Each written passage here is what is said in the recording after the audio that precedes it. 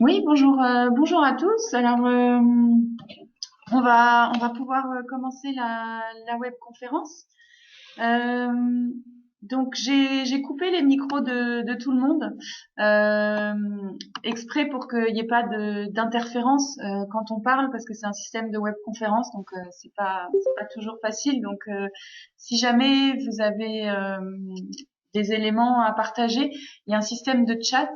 En haut, vous avez une petite bulle qui permet à chacun de pouvoir s'exprimer, et j'essaye d'être vigilante pour lire les commentaires des uns et des autres. Le parc naturel donc des Boucles de la Seine organise depuis 2018 des conférences, des web séminaires sur la thématique ERC, parce que sur notre territoire, on est concerné par pas mal de projets ICPE. C'est d'ailleurs ces webconférences, vous pouvez les retrouver en ligne sur notre site internet.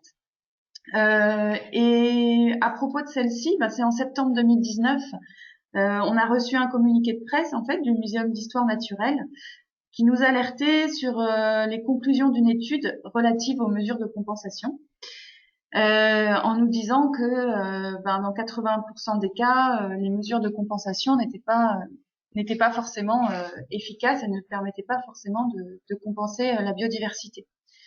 Donc c'est pour ça que j'ai fait venir, j'ai demandé aux chercheurs en fait qui se sont occupés de cette étude de pouvoir partager avec nous les résultats de leur étude. Donc c'est Monsieur Romain Julliard, professeur au Muséum d'histoire naturelle et au Centre d'écologie et des sciences de la conservation, et Fanny Guillet aussi, qui est chercheuse contractuelle au Muséum d'histoire naturelle, au Centre d'écologie et des sciences de la conservation. Voilà. Donc ils vont nous partager avec nous les résultats de leur étude pendant environ 40 minutes. Et puis après, on pourra faire une petite séance de questions.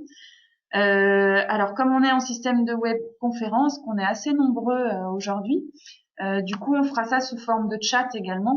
C'est-à-dire, vous poserez vos questions sur le chat, je les lirai, et comme ça, les chercheurs pourront vous répondre. Et j'allumerai votre micro pour que vous puissiez interagir avec les chercheurs par rapport à votre question. S'il y en a qui le souhaitent, ça peut être aussi intéressant que chacun se présente sur le chat en ligne. Mettre un petit mot sur d'où il vient et qui il est, mais normalement, il y a des bureaux d'études, des maîtres d'ouvrage, des personnes du milieu de la recherche, et puis également des collectivités territoriales. Voilà. Donc je vais passer la parole à Fanny Guillet, et je vais lui passer l'écran aussi pour qu'elle puisse nous partager sa présentation. Alors, voilà.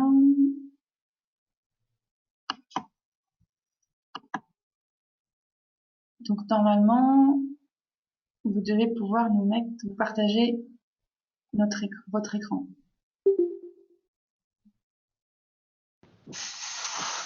C'est bon pour l'affichage de la présentation? Non, pour l'instant on l'a pas, c'est pas encore apparu. Est-ce que vous avez appuyé sur le petit bouton sur l'écran? Ah, il fallait qu'on fasse un truc. Normalement, en bas de votre écran, il y a quatre petits boutons. Il doit y en avoir un où il faut cliquer partager l'écran.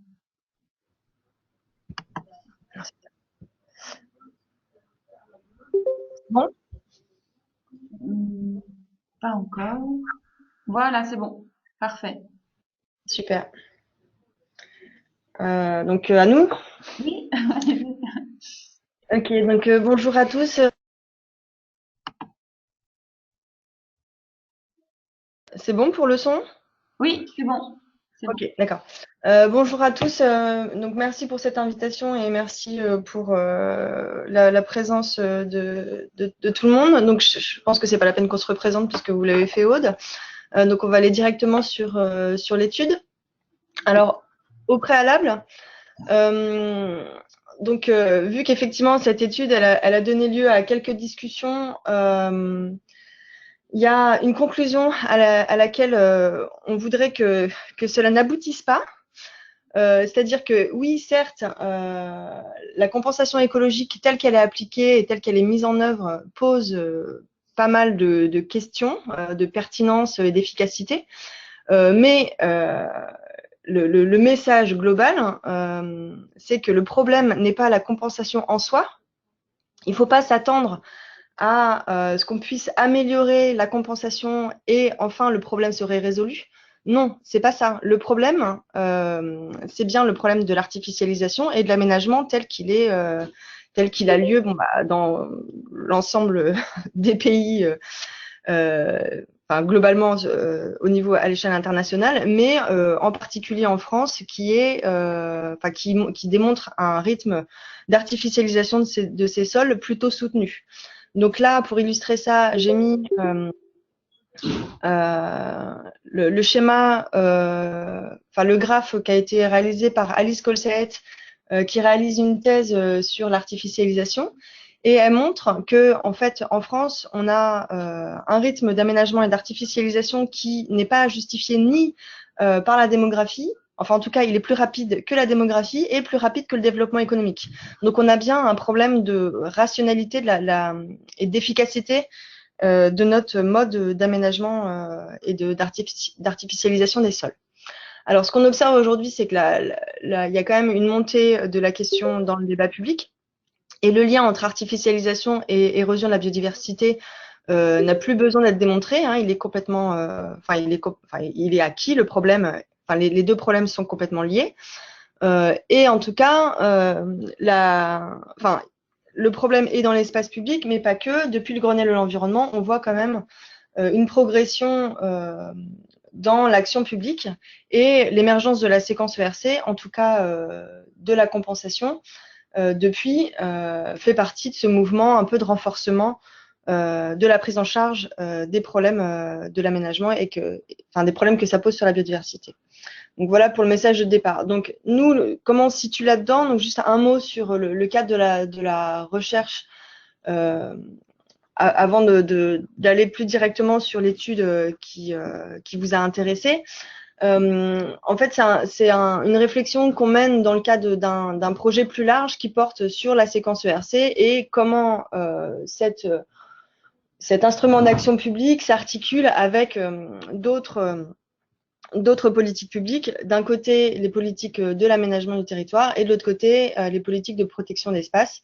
Le questionnement qu'on conduit, c'est de savoir est-ce que ça redynamise un peu, ça accompagne une transformation de l'aménagement du territoire en faveur de la biodiversité ou est-ce que ça vient se surajouter sans apporter vraiment plus d'efficacité à la prise en charge de la biodiversité dans l'aménagement. Voilà le questionnement un peu large.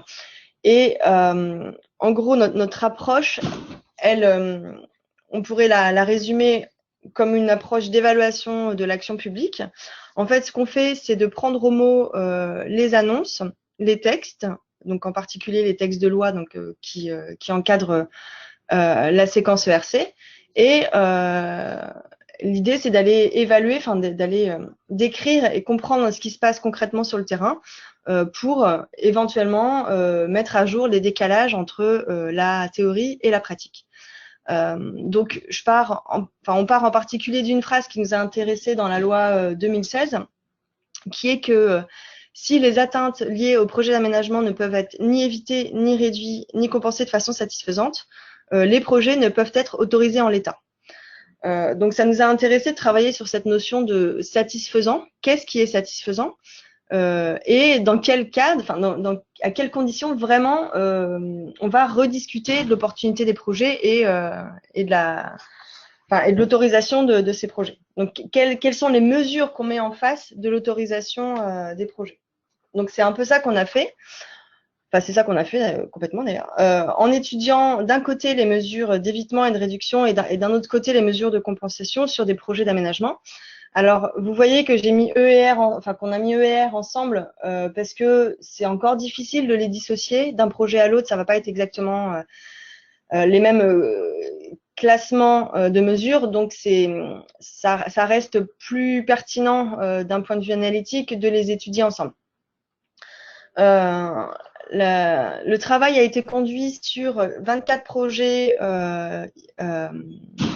alors, en particulier des infrastructures linéaires, en Occitanie et en Hauts-de-France. Alors, il y a plus de projets qui viennent d'Occitanie que de Hauts-de-France pour des raisons pratiques d'accès aux dossiers, en fait, qui sont inégaux d'une réale à l'autre. Et on a travaillé sur la base des études d'impact, des dossiers de saisine CNPN pour les dérogations espèces protégées, certains dossiers loi sur l'eau, et sur les arrêtés préfectoraux qui finalement gravent dans le marbre un peu les mesures qui relèvent de la responsabilité du maître d'ouvrage. Alors, donc pour les résultats de ces études, avant de parler de la compensation donc, qui fait l'objet de cette invitation, je voulais aussi revenir sur l'étude des mesures d'évitement et de réduction. Donc là, on s'est concentré pour cette étude-là uniquement sur la dérogation espèces protégées. On a laissé de côté les dossiers loi sur l'eau parce que c'était difficile de les aborder ensemble dans une même analyse. En tout cas, comme je disais tout à l'heure, on est parti du cadrage théorique, en tout cas officiel, des mesures d'évitement et de réduction.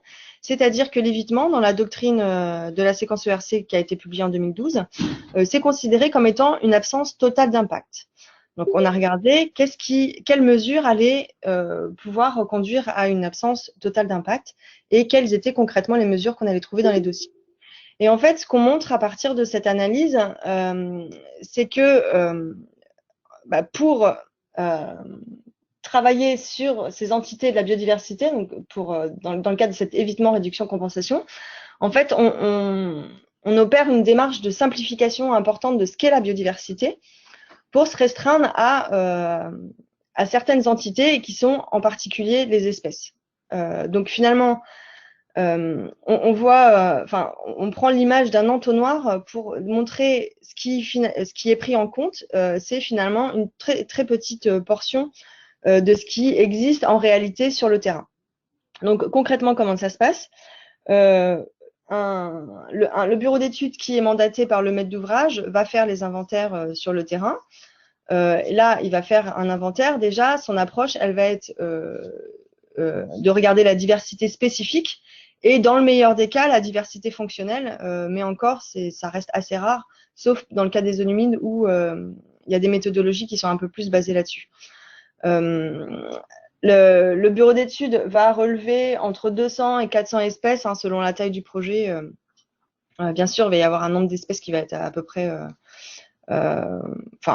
proportionnel à peu près. Et sur ces 200 espèces, il va finalement en garder que 16% sur lesquels il va faire une évaluation réelle des impacts. Et ces 16%, ça va être finalement les espèces qui sont protégées, donc qui ont une valeur réglementaire, et qui sont menacées localement, donc qui font l'objet un peu d'une attention particulière au niveau régional. Donc, on sait très bien que sur ces espèces-là, il va falloir montrer un effort particulier et une attention particulière, sans quoi l'autorisation du projet risque d'être mise en péril. Donc, ensuite, cette évaluation des impacts aboutit à encore un resserrage de l'entonnoir. Et finalement, il n'y a que 8% des espèces qui vont faire l'objet de mesures d'évitement et de réduction.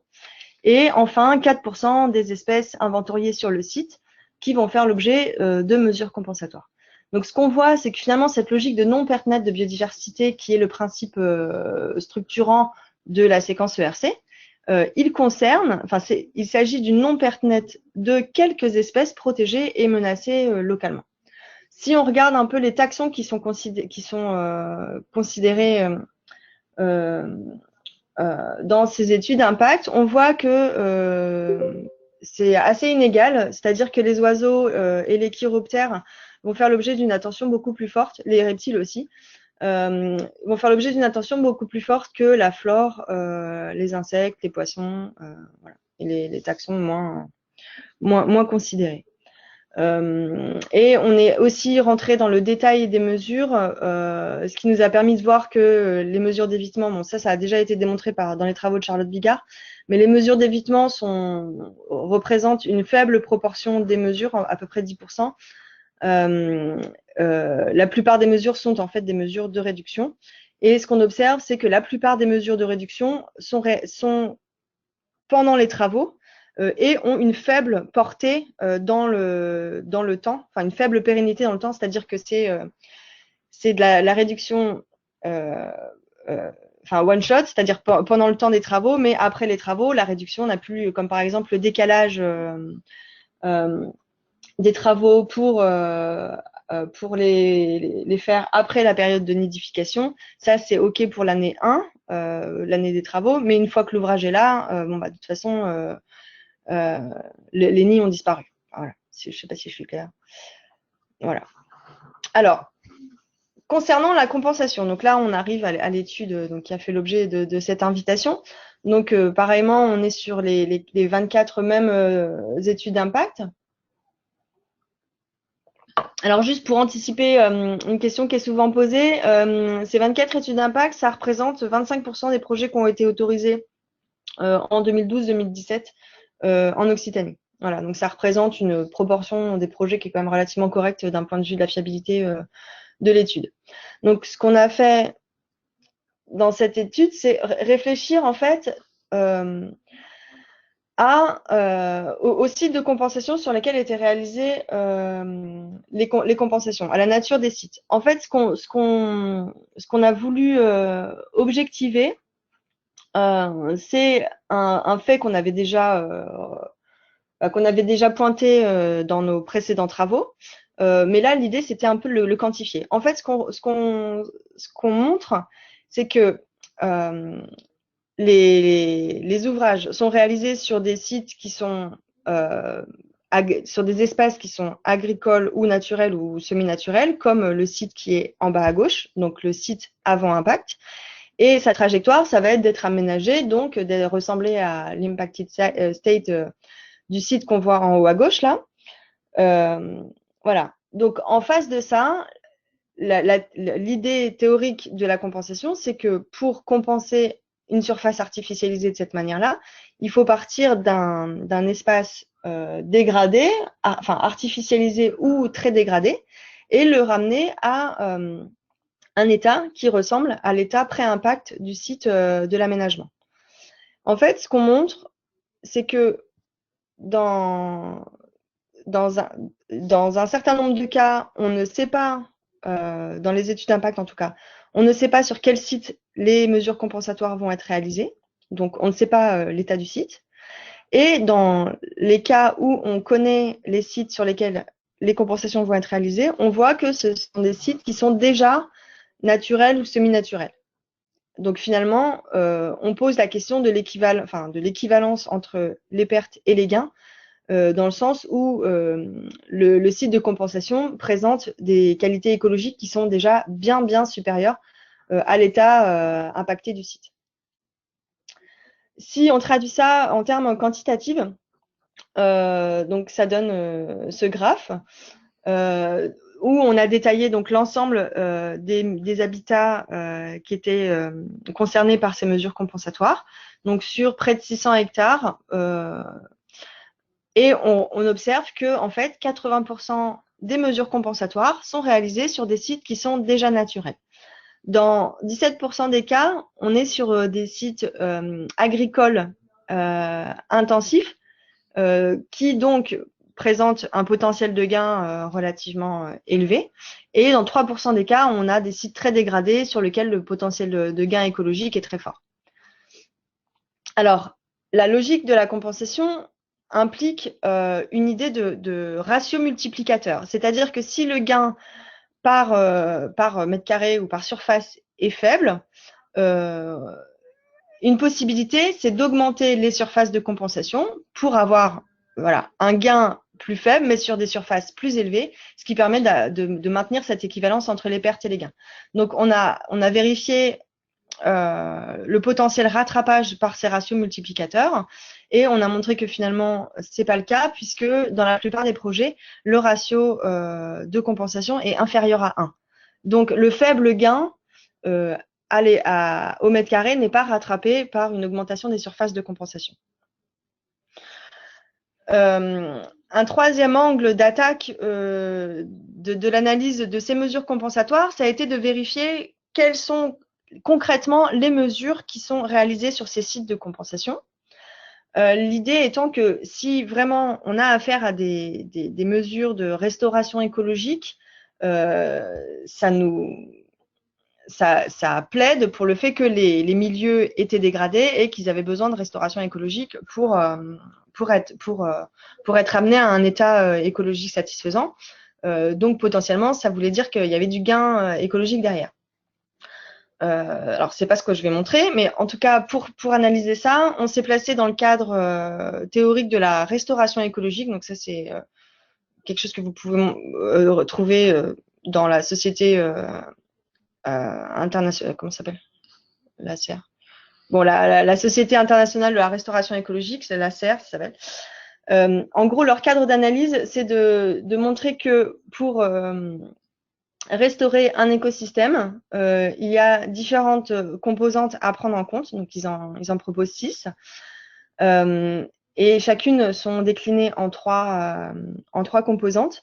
Et en gros, si on veut restaurer un site, l'idée générale, c'est qu'il faut avoir une approche assez large qui agit sur toutes les composantes. Donc, ces composantes, c'est notamment l'absence de pression. Donc, premièrement, si on veut restaurer un site, il faut enlever la pression. Par exemple, si on veut restaurer un site agricole, bah, voilà, il faut arrêter le labour et arrêter les pesticides, par exemple. Voilà. Il y a aussi des aspects de conditions physiques, de composition des espèces. Donc ça peut être quelque chose qui intéresse les mesures compensatoires. C'est-à-dire qu'il y a des espèces qu'il va falloir ramener pour retrouver une communauté d'espèces inféodée au type d'habitat concerné. Bon, je continue pas dans le détail de ce cadre d'analyse. En tout cas, ce que ça nous a permis de montrer, de se placer dans ce cadre-là, c'est en regardant une à une les mesures compensatoires qui étaient réalisées sur chaque projet. En fait, on a pu évaluer dans quelle mesure les mesures compensatoires étaient des approches de la restauration fortes, c'est-à-dire très complètes, ou des approches très réductrices qui concernent qu'une seule entité, enfin qu'une seule composante de la restauration. Et en fait, ce qu'on a montré, c'est effectivement ça, c'est-à-dire que dans la plupart des cas, les mesures compensatoires relèvent d'une seule composante qui est souvent le maintien d'habitats ouverts. Et ça passe par des actions de broyage ou de coupe d'arbres. Donc finalement, si on met ça dans un graphe, ce qu'on voit, c'est que dans 48 des 90 sites de compensation étudiés, il n'y a qu'une seule approche de la restauration qui est mobilisée. Donc en général, c'est ouverture du milieu par broyage. Et en fait, on a observé que 3 sites qui présentent une approche de la restauration écologique relativement complète avec 4, 5 ou 6 composantes de la restauration écologique.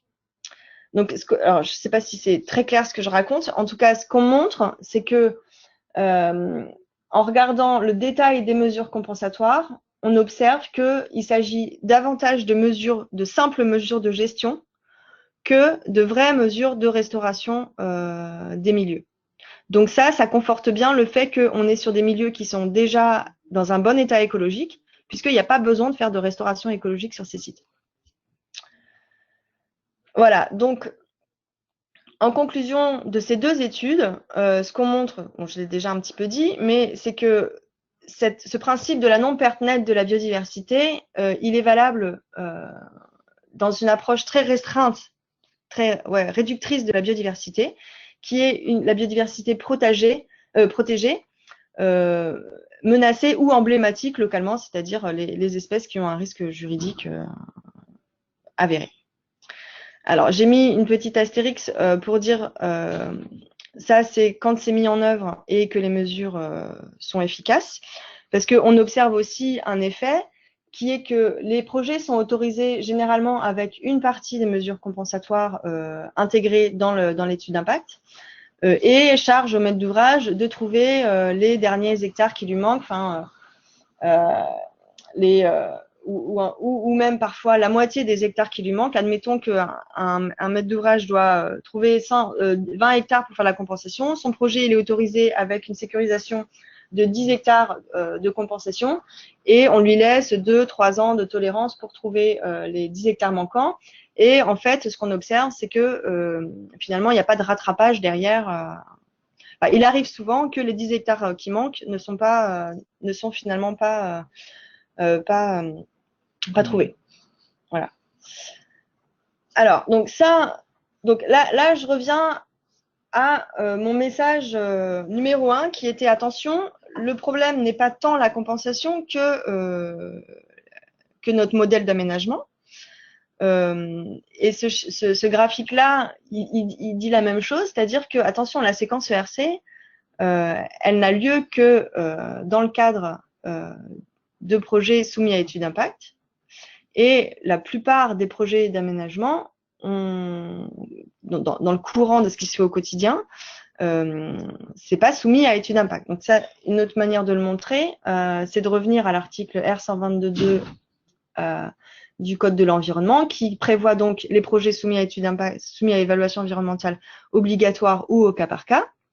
Et en fait, la plupart des projets d'aménagement, donc notamment le logement, les activités économiques, etc., sont soumises à étude d'impact au cas par cas ou ne pas soumises du tout à étude d'impact. Donc là, j'ai mis par-dessus le graphique qui montre les secteurs la distribution en fait de l'artificialisation des sols. 42% c'est dû à l'habitat. Et ça, l'habitat, ça se gère dans le cadre des PLU et souvent, c'est pas soumis à étude d'impact. Ça, c'est pour un exemple. Mais pareil, pour le secteur privé, on va retrouver des proportions très fortes de projets non soumis à étude d'impact. Donc, on voit bien que la séquence ERC, elle peut avoir un effet de limiter les impacts de l'aménagement sur la biodiversité, mais qui reste limité de toute façon, puisque la plupart des aménagements se fait en dehors du cadre de l'étude d'impact. Donc, pour travailler là-dessus, pour avancer là-dessus, il faut faire un pas de côté par rapport à cette séquence ERC et se replacer bien dans le processus de l'aménagement tel qu'il a lieu. Et il y a plusieurs leviers qui existent pour prendre en compte donc pour améliorer la façon dont on aménage nos territoires. C'est en premier lieu questionner les besoins. Donc là, je renvoie encore une fois au schéma que j'ai montré qui venait des travaux d'Alice Colsaet et qui montre que l'artificialisation va plus vite que le développement économique et que la démographie. Et donc, dans beaucoup de régions, on a une artificialisation des sols qui est plus forte que la démographie, qui montre qu'on est vraiment dans une politique de l'offre et non une politique de la demande par rapport aux aménagements, aux infrastructures. Et donc, il faudrait revenir à une politique de la demande. Donc, évaluer la dynamique démographique des territoires. Il y a aussi une amélioration très importante à avoir en évaluant vraiment les besoins, notamment dans les zones d'activité. Déjà, le taux d'occupation des zones d'activité existantes. Il faudrait aussi évaluer la réelle création d'emplois produite par ces zones d'activité, parce que ça, c'est l'argument numéro 1 en général qui est mobilisé pour créer une nouvelle ZAC. Mais il y a quelques études qui commencent à montrer que en fait, ce que ça a fait, c'est pas une création d'emplois nette, mais en général, ça va siphonner les emplois qui étaient dans la ZAC préexistante. Voilà, donc il n'y a pas il y a un déplacement en fait de l'emploi plus qu'une création d'emplois nets. Donc finalement, une consommation des sols qui est qu'on peut qualifier de gaspillage de ce point de vue-là. Du coup, si on rentrait dans cette logique d'évaluation des besoins, ça devrait permettre d'être plus rationnel sur la consommation des sols et donc de réduire l'ouverture à l'urbanisation. Et puis à côté de ça, il y a des outils préexistants qui ne demandent qu'à être mieux mobilisés, notamment la trame verte et bleue, des outils à l'échelle communale qui peuvent être ou des collectivités qui peuvent être mieux valorisés pour intégrer la biodiversité dans l'aménagement. Et puis enfin, je mentionne quand même l'application de la séquence ERC à l'échelle plan et programme qui normalement est obligatoire et qui devrait permettre normalement de renforcer cette logique de rationalisation de la consommation de l'espace. Alors, juste quelques petits mots pour finir là-dessus. Bon, les freins qu'on observe aujourd'hui, donc qu'on est en train d'écrire dans le cadre de notre projet de recherche, c'est bien sûr un contexte et une culture de l'aménagement qui est encore automatique dans beaucoup de nos régions. Un modèle de développement qui est basé sur le pavillon, les AC et les infrastructures routières de la voiture. Donc ça, c'est un modèle qui est international. Donc c'est pas, il y a une inertie qui est forte par rapport à ça. Mais il y a des problèmes beaucoup plus concrets et qui pourraient constituer des vrais leviers de changement. C'est d'une part le circuit d'instruction par rapport à l'aménagement, qui pour l'instant passe pas par les services de la biodiversité, et donc il pourrait y avoir une amélioration organisationnelle pour une meilleure prise en charge de la biodiversité dans l'aménagement. Et puis, il y a bien sûr une distribution des moyens. Pour l'instant, les communes ont du mal à mettre les moyens sur l'évaluation environnementale, mais ça aussi, ça pourrait changer. Après, comme je le disais, il y a des opportunités, il y a des outils qui existent déjà et qui ne demandent qu'à être mieux valorisés, notamment les outils de protection de l'espace. Donc là, on est bien dans un cadre où on peut en parler. Le fait que le PNR, justement, anime en fait cette réflexion-là et constitue vraiment une force d'accompagnement au quotidien des communes. Ça, c'est une vraie force et c'est une vraie opportunité pour traduire les enjeux de la biodiversité dans l'aménagement du territoire.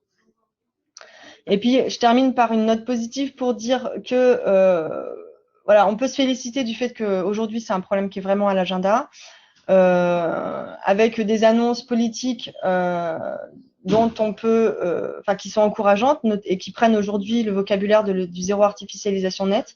Alors, j'ai quand même mis le net en orange pour mettre un petit signal sur le fait que le système de compensation, on a vu ce que ça pouvait donner, qu'il y avait pas mal de dérives possibles.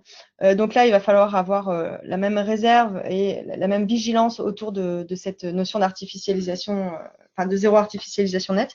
Mais en tout cas, le fait qu'il y ait cette réflexion, ce séminaire et toutes ces personnes qui sont présentes pour nous écouter aujourd'hui, ça montre que il y a beaucoup de choses à faire et on est là pour ça.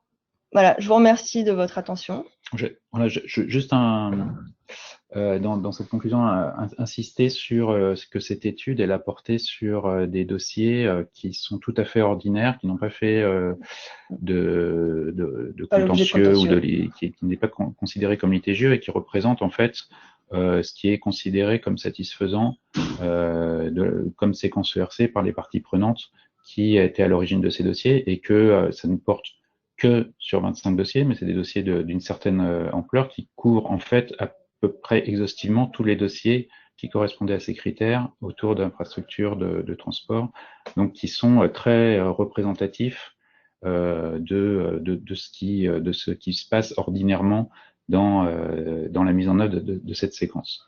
Ouais. Voilà. Merci de votre attention. Merci à vous pour cette présentation claire en tout cas.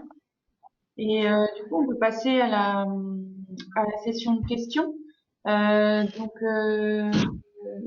propose, comme on est 23 personnes, que si vous avez des questions, vous les inscriviez sur le chat et puis comme ça, je peux les poser après.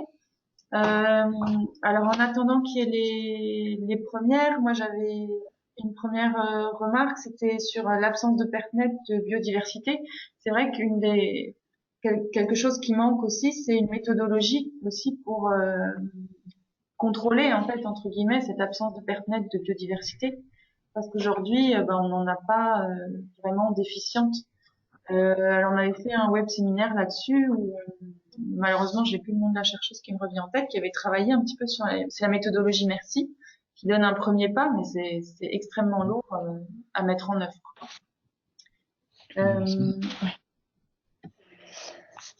C'était une première remarque et puis oui.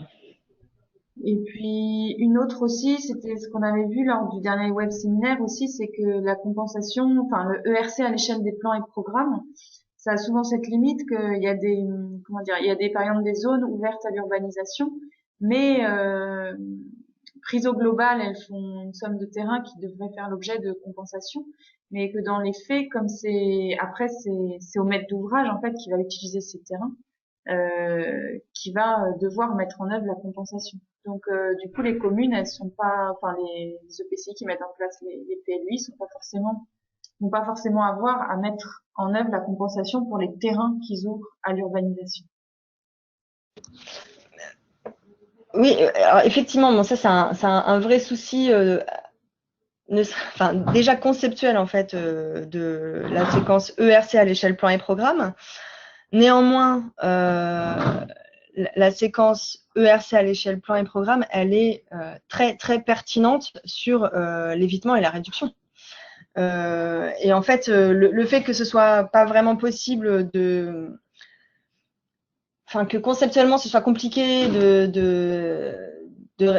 d'anticiper, d'organiser la compensation à l'échelle plan et programme, pour moi c'est un moindre problème par rapport. Enfin, si la logique E et R sont vraiment renforcées dans la planification des collectivités ou du territoire, pour moi, on a quand même fait déjà un pas en avant énorme, même si la compensation pose problème à la fin. Non. Je ne sais pas si je suis claire dans ma réponse, mais c'est pas parce que la compensation est compliquée à l'échelle plan et programme qu'on doit se passer de cette logique-là, parce que c'est bien là que l'évitement se joue. Oui, c'est encore. Je sais pas si je suis claire. Ouais, si. Et puis c'est encore ce qu'on constate au parc. On donne des avis sur les plans et programmes. Et c'est vrai qu'on constate que souvent la démarche d'évitement, réduction, elle arrive après, une fois que les choix ont déjà été faits en fait, et que ça arrive plus pour justifier des choix plutôt que en amont, vraiment dans la réflexion. Mais bon, ça progresse dans les différents documents qu'on voit passer. Mais autant la compensation est compliquée à l'échelle plan et programme, autant l'évitement et la réduction est très limité à l'échelle projet. Donc voilà, c'est là où c'est là où il faut vraiment renforcer cette logique d'évitement-réduction à l'échelle plan et programme. Alors, j'ai une question du conseil départemental du 49. Dans une diapositive, vous indiquez que les mesures d'évitement ne représentent qu'une faible part des mesures E et F. Mais finalement, n'est-ce pas un peu logique? On présente généralement dans les études d'impact un lot de mesures d'évitement dans une seule fiche action, alors que les mesures de réduction sont plus détaillées. Pour autant, l'intérêt de l'évitement est bien supérieur, mais souvent mal présenté.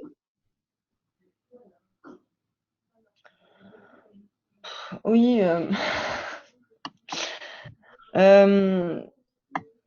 C'est-à-dire que effectivement, il y a un problème de présentation de l'évitement dans le sens où ce qu'on évite, c'est ce qu'on fait pas. Donc, ce qu'on fait pas, en général, on n'en parle pas.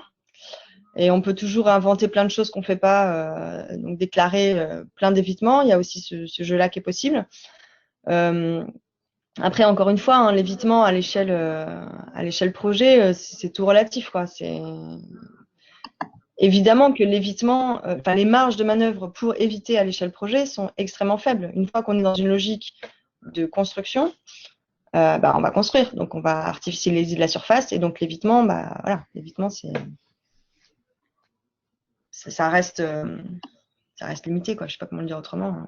C'est pas très pertinent comme notion, même s'il faut faire l'exercice. C'est limité, quoi. Je sais pas si tu veux ajouter. Conceptuellement, déjà, ça tient pas la route, quoi.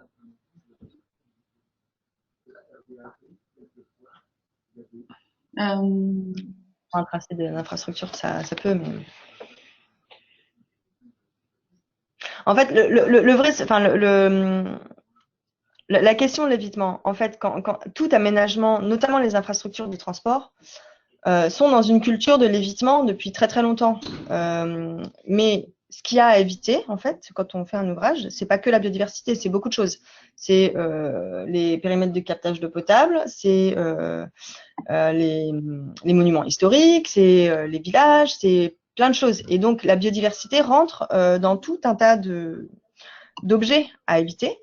Et c'est pas le premier sur la liste, quoi. Au niveau hiérarchique, il y a beaucoup de choses qui sont évitées avant d'éviter la biodiversité. Voilà. Mais donc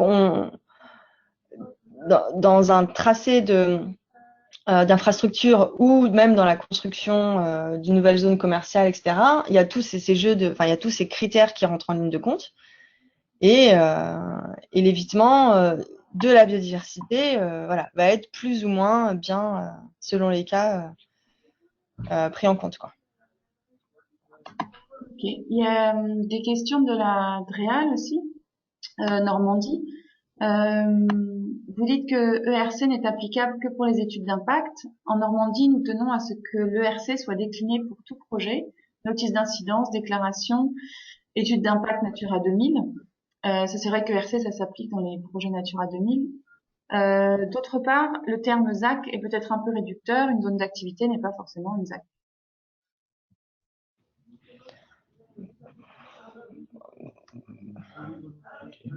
Ouais, j'ai pas tellement de réponses. Par contre, je peux pas. Il faudrait que vous me repassiez la main parce que je peux pas libérer le micro des personnes qui posent les questions. Attendez. Alors, comment peut-on faire pour vous repasser la main? Alors, je vais voir si c'est comme ça peut marcher.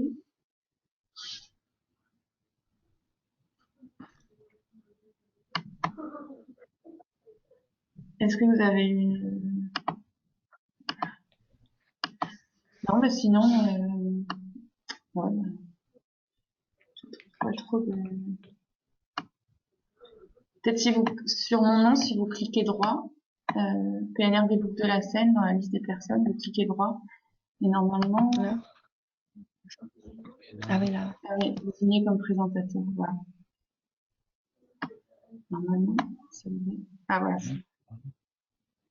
Hop. Le présentateur, non, je sais pas ça.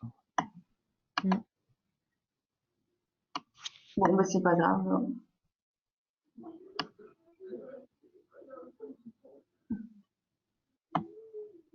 Bon, on va rester comme ça. Je voulais donner la parole à la DREAL Normandie, mais malheureusement, là, j'arrive pas à... On dirait qu'il y a une question dans le chat, on n'a pas eu le temps de la lire. Attends, tu peux... Alors, il y a une question de Nathalie Léglise.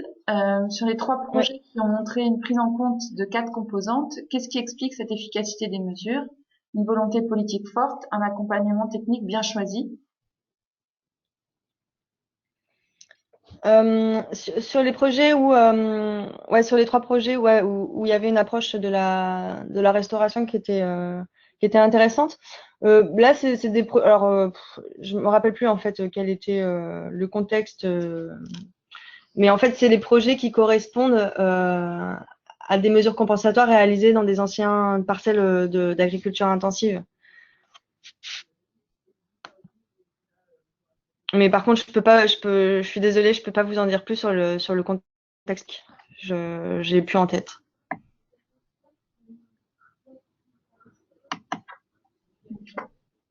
Alors ça,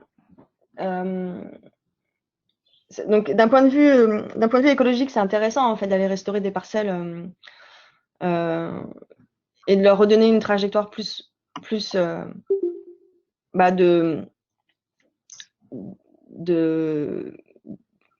d'écosystèmes plus avec une dynamique plus spontanée.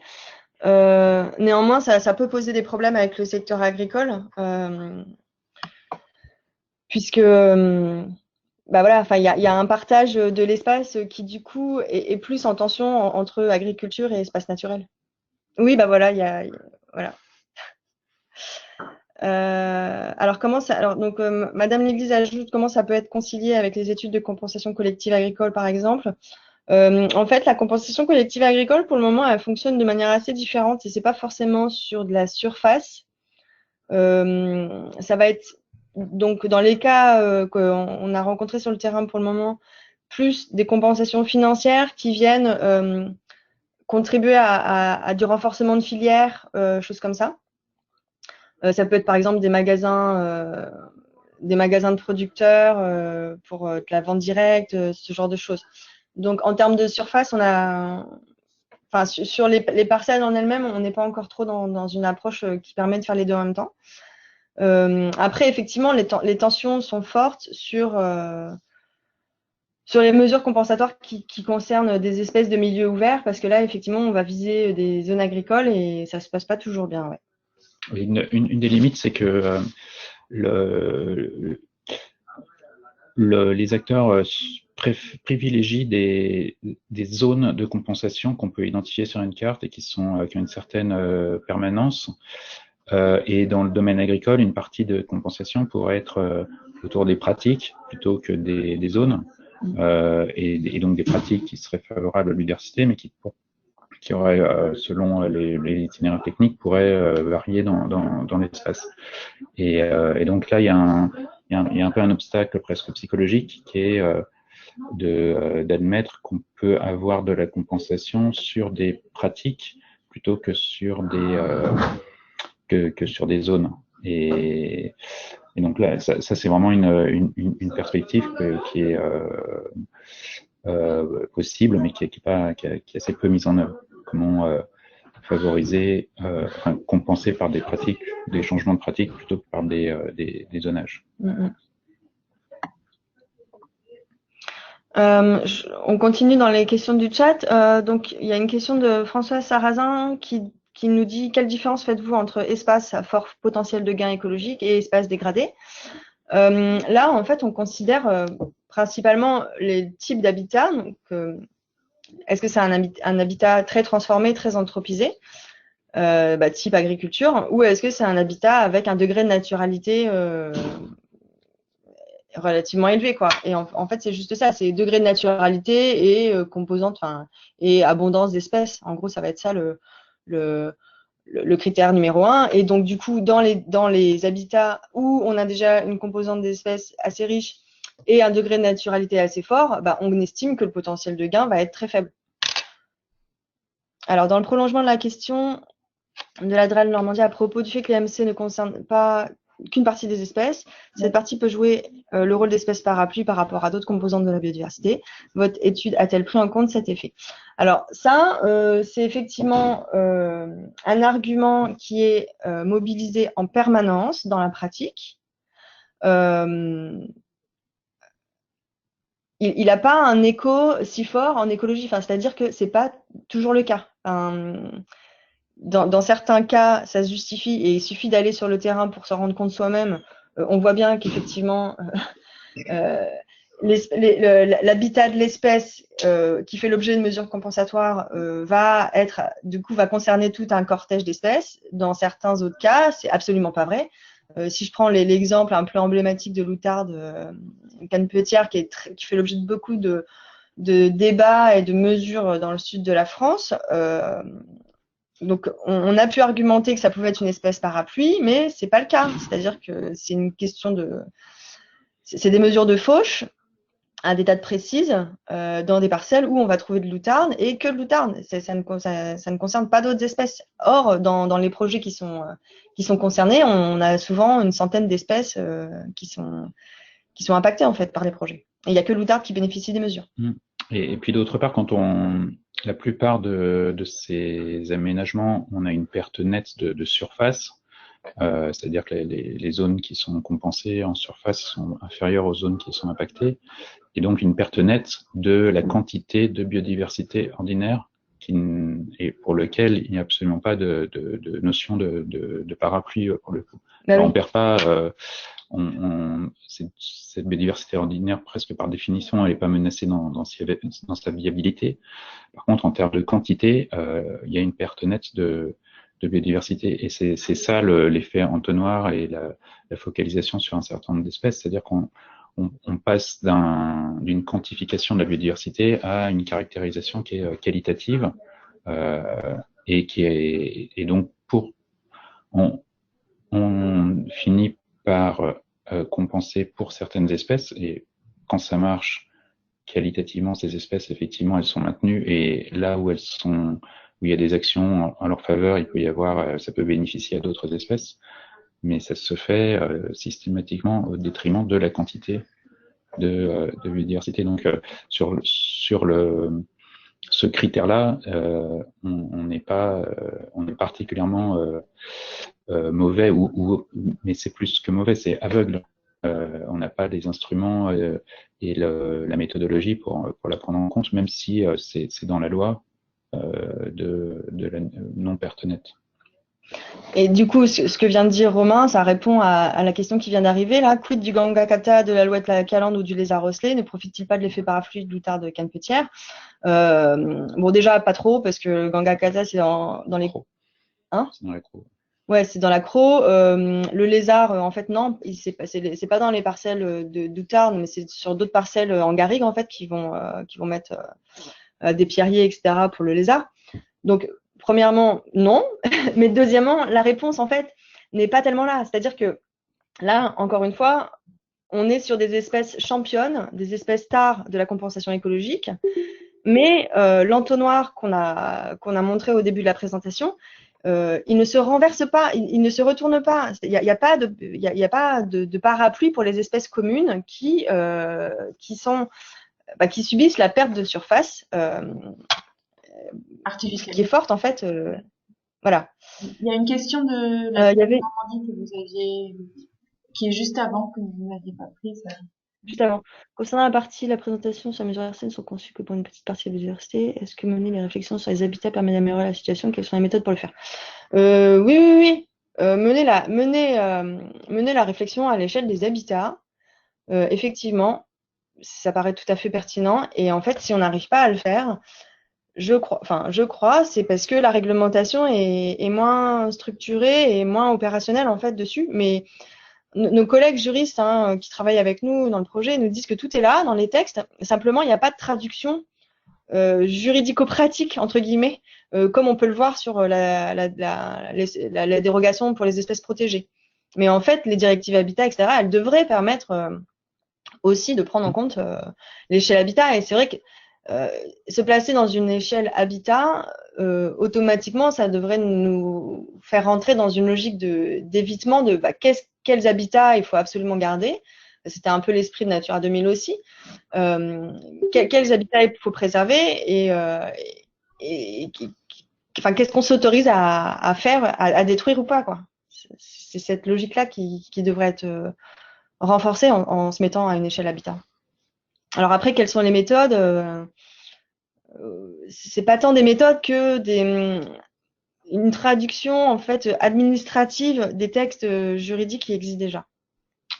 Alors voilà, une des raisons, c'est qu'on hérite de la loi de protection sur les espèces, que si on écrase un lézard vivipare ou un lézard des murailles qui est protégé sans une dérogation à cette destruction, on peut faire tomber stopper un chantier, et ce qui n'est pas le cas d'un habitat qui n'a pas ou en tout cas historiquement n'a pas ce pouvoir, il n'y a pas cette protection sur l'habitat.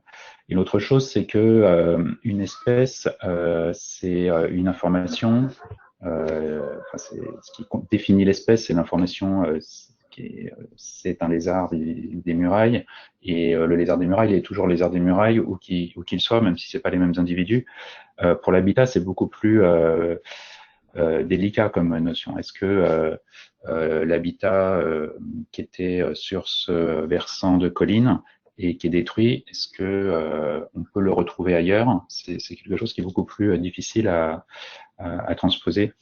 Parce que c'est plus complexe et beaucoup plus dépendant de toutes sortes de paramètres, qui fait que on n'a pas cette même transposabilité, permanence de la notion d'habitat comme on l'a de la notion d'espèce. Donc c'est aussi un des freins à utiliser l'habitat comme un frein qui est vraiment méthodologique de la mesure. Je ne sais pas si on a loupé d'autres questions. Non, il y a une dernière question. Alors, comment peut-on faire pour les espèces communes en pratique?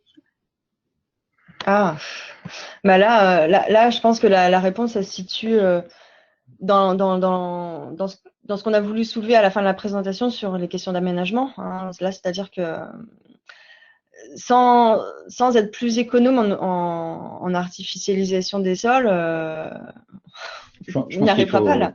Il faut introduire le fait que la surface en elle-même, indépendamment de son usage, a déjà une valeur en soi. Aujourd'hui, la surface, elle est pas prise en compte en tant que telle. C'est ce qu'il y a dessus qui doit être conservé et qui est à la fois de la biodiversité et des usages. Et donc on fait comme si finalement il n'y avait pas de limite à la surface, qu'on pouvait toujours reporter les problèmes droite à gauche. Donc il faut arriver à introduire vraiment la surface en tant que telle dans nos réflexions, en disant il y a une limite à la surface. Donc ça, c'est des choix collectifs et politiques, des limites à la surface qu'on s'autorise à artificialiser ou à changer d'usage. Hein. C'est déjà un petit peu cette logique qui est mise en œuvre dans l'agriculture, de dire il faut qu'on préserve une quantité de terres agricoles, mais il faudrait avoir la logique sur tous les milieux. Et derrière, le pendant, c'est de valoriser beaucoup plus la renaturation comme une mesure de compensation qu'elle n'est aujourd'hui. C'est-à-dire que là, aujourd'hui, il y a un consensus autour du fait que protéger, finalement, rajouter une couche de protection à des espaces déjà naturels et en bon état, ça fait partie de la compensation. Et il faudrait augmenter l'intérêt, le poids l'intérêt de la compensation qui serait autour d'une renaturation d'habitats dégradés comme des mesures de compensation à privilégier. Pour donner un peu une image de ça, en fait, ce qu'on demande à la nature, donc en étendant nos surfaces artificialisées, ce qu'on demande à la nature, c'est de se densifier, c'est-à-dire de vivre avec le même nombre d'espèces et d'individus sur une plus petite surface. Alors nous, on arrive à le faire, ça, on arrive à se mettre à 4 ou à 6 dans des petits appartements, mais la nature, ça, elle ne sait pas le faire parce qu'en fait, c'est là aussi où elle se nourrit. Et quand il y a moins d'espace, il y a moins de nourriture et du coup, il y a moins d'espèces qui survivent et qui arrivent à se reproduire correctement. Donc c'est là où voilà, l'enjeu de la surface, il est fondamental pour les espèces, enfin pour les espèces communes, quoi, pour l'ensemble des espèces. Mais ce qu'on n'arrivera jamais à faire rentrer dans nos cadres parce que. Si. Oui, si, il faut. Pourquoi je dis ça? Non, pas du tout. On y arrivera. Il y a une dernière question. Alors, nous sommes un bureau d'études écologiques et malheureusement, nous ne pouvons pas choisir les surfaces du projet. Nous ne pouvons que conseiller le porteur de projet, déjà à réduire ses surfaces. Et dans ce cas, comment traiter l'impact et les mesures sur les 400 espèces inventoriées? Oui, là, c'est terrible. C'est terrible. La réponse, elle est encore dans ce qu'on vient de dire, c'est-à-dire, effectivement, tant qu'on ne remet pas en cause les surfaces et là où on va artificialiser, on n'y arrivera pas. On peut réduire un tout petit peu les problèmes, mais non, on ne répondra pas à l'enjeu. Ça, c'est sûr. Il y avait aussi une question. Par contre, c'est là où c'est difficile pour le bureau d'études de faire ça, mais c'est là où il faut vraiment être que collectivement, on soit plus demandeur de justification sur la pertinence des projets, sur l'intérêt public des projets. Voilà, il y a des projets qui, certes, voilà, il y a la liberté d'entreprendre, l'égalité des territoires, etc. Oui, mais après, en fait, quand on voit que finalement les locaux sont vides, que au bout de 3 ans, c'est déjà vétuste, etc. Peut-être que c'est quand même perdant-perdant, quoi. Voilà. Je suis totalement d'accord avec vous. En pratique, c'est pas évident. Oui, c'est pas évident, j'imagine. Il y avait une question. C'est un collectif, voilà. Mais ouais, c'est collectif, en fait. Il ne faut pas faire porter le poids sur tel ou tel acteur. Ouais. Il y a un enjeu d'alliance entre le bureau d'études, l'administration, l'aménageur, qui dans certains cas sont très ouverts en fait. Simplement ils savent pas faire, ils demandent qu'à apprendre. Voilà. Bon, dans d'autres cas c'est un peu plus de la mauvaise foi, mais voilà, les marges de manœuvre sont pas toujours les mêmes selon les contextes, mais en tout cas collectivement il faut qu'on joue tous le jeu, quoi. Il y avait une question aussi qui avait été loupée, c'était de Madame Sarrazin. La question de la protection des habitats naturels hors Natura 2000 est une question récurrente depuis longtemps. Il y a un vrai blocage politique pour admettre cette notion dans l'arsenal législatif. L'arrêté de protection des habitats naturels est une nouveauté encore timide et sans doute pas suffisante. Bah, ce qu'on montre aussi dans nos travaux, donc qui n'ont pas été présentés ici, mais une autre partie, c'est de montrer les efforts qui sont mis sur un instrument d'action publique ou l'autre. Et c'est vrai que là, en ce moment, la séquence ERC, c'est plutôt ce qui est mis en avant. Or, nous, ce qu'on privilégierait, c'est justement plutôt tout ce qui est en amont, en fait. Donc, tout ce qui est le réseau Natura 2000, renforcer tout le réseau de protection d'espace ou au moins d'outils d'information des espaces. Et c'est si l'administration renforce le cadre initial, en fait, qui va précéder l'aménagement, l'aménagement a plus de chances d'être orienté vers le moins pire, en fait, en aval. Et donc oui, nous, on ne peut que encourager un renforcement de ces politiques-là, en fait, de façon beaucoup plus urgente que de renforcer les méthodes sur la séquence ERC. Avec, par contre, ce sur quoi il faut être vigilant, c'est que ERC ne devienne pas un instrument pour financer la protection Tout à fait, ouais. de la protection existante. Ça, c'est un glissement très risqué. Et donc, il faut bien l'articuler, c'est-à-dire que des zones qui seraient restaurées dans le cadre de la compensation puissent bénéficier ensuite d'un régime, d'une forme de protection. Ça, c'est une bonne articulation. Par contre, que la compensation finance la protection de l'existant, là, on perd. Enfin, la biodiversité, il perd. Et c'est un peu ce qui se passe avec les 80% qu'on a montré là. C'est ça qu'on a explicité. Alors, il y a un rappel de Monsieur Lefebvre aussi qu'il l'avait fait aussi en début de séance des questions là que j'avais pas relayé. C'était qu'il est essentiel de travailler à l'échelle de la planification dans un premier temps. Cela a été évoqué trop rapidement dans nos échanges. Et c'est vrai que nous aussi on le constate. Après, quelquefois aussi quand on arrive à un petit peu mettre des zones, peut-être on peut parler de zones d'exclusion un petit peu à un moment, ça permet que les choses soient claires et que finalement sur certains habitats, on rentre pas non plus dans des compromis sans fin, quoi, où on a des études d'impact hyper compliquées, où on essaye de justifier qu'on va pas abîmer telle ou telle espèce, alors qu'en fait, on l'a détruit. Et du coup, de se dire, non, sur ces zones-là, on ne fait rien, ça peut être un choix collectif en amont, et ça permet effectivement après des projets plus simples, aussi. Oui. Ouais, politiquement, ça reste. On n'est pas encore tout à fait prêt à ça, mais on peut espérer que ça vienne, ouais. Oui. En mobilisant peut-être un autre concept qui est celui de la solidarité écologique, c'est-à-dire que les territoires sont inégaux face à la chance d'avoir de la biodiversité sur son territoire, qui n'est pas vécue comme une chance par d'autres acteurs que sont peut-être ceux qui privilégieraient l'aménagement. Et du coup, quand on renonce à aménager un endroit, la solidarité écologique, c'est le principe qu'il y a une forme de solidarité entre les zones où l'aménagement est privilégié parce qu'il y a peu d'enjeux de biodiversité et là où il est évité à cause de ces enjeux. Et donc, et ça, s'il n'y a pas des transferts d'une manière ou d'une autre qui sont organisés et ça fait partie de la planification, c'est c'est vraiment un moyen d'introduire ça, de cette planification en introduisant la solidarité entre différents territoires. Cela, Monsieur Lefebvre, cela permettrait de limiter les projets qui croient sortir alors que tous les voyants sont au rouge. Et important d'associer zéro artificialisation nette et zéro perte nette de biodiversité pour avancer.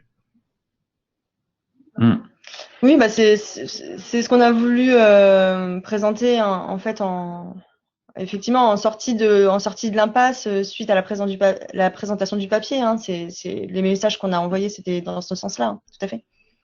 Donc zéro artificialisation nette. C'est intéressant pour cette idée de surface. Voilà. Il y a des éléments intéressants qui sont que c'est facile à quantifier. plus facile que zéro biodiversité, que zéro perte de biodiversité.